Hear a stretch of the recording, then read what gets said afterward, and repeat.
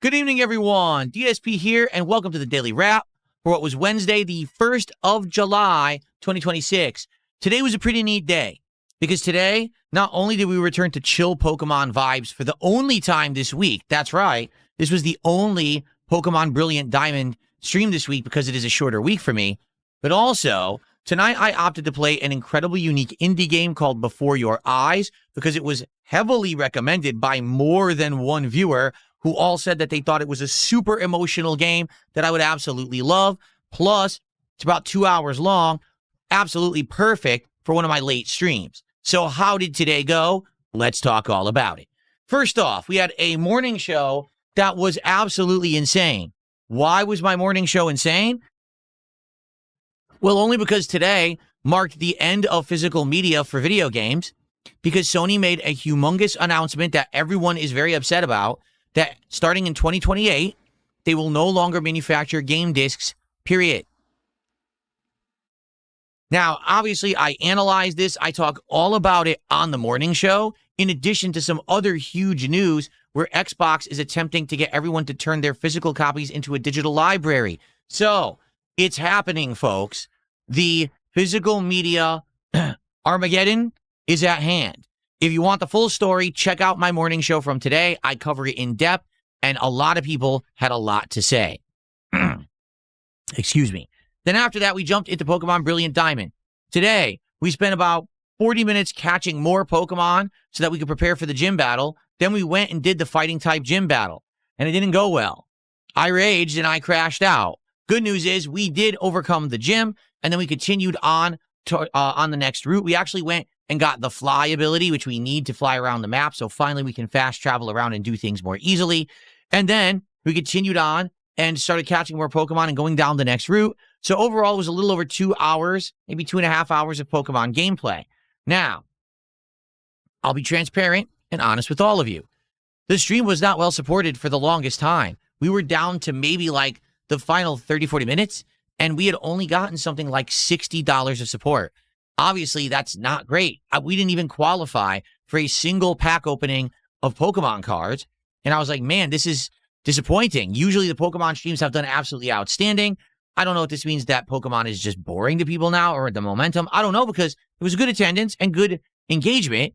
It was just a support that wasn't there. Then all of a sudden, someone did a $100 tip, and that changed everything. That meant bonus pack. That meant qualifying for 2 more packs. That actually meant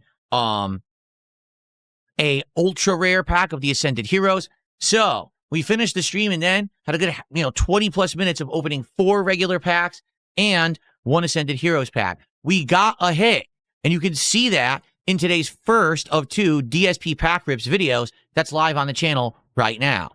So first stream overall after that ginormous contribution did well, but it relied on that one person. If that one person hadn't done that big contribution, well, to be honest, it probably wouldn't have been that great of a stream. So I'm curious what's going on with Pokemon. If you're someone who's liked it and you wanted Brilliant Diamond and you campaigned for it, please show up to the next stream. Now, I understand there was only 1 this week. Next week, I'm going to see what happens because next week is really weird. I know I'm going to at least be playing it once in the few days that I'm streaming gameplay next week. I'll let you know all about that soon, okay? Now, in regards to the night stream, this was the big X factor. This was the big question mark. This was the one that no one knew what was going to happen, including me. Would anyone care about this game called Before Your Eyes? So I've been recommended this indie game by few people saying it's great, it reviewed well, it's an incredible narrative-based game, you absolutely should play it. There are some people saying, oh, you need to actually use the webcam and do the blinking mechanic. No, you don't. That's complete nonsense. In reality, the game is just as good, if not better, not having to blink, because humans blink sometimes inadvertently. Can you imagine missing an entire scene of the game because you had to blink? That's kind of silly in my opinion. But let me just tell you, this game is completely unique. It's one of the most unique stories I've ever seen in my life.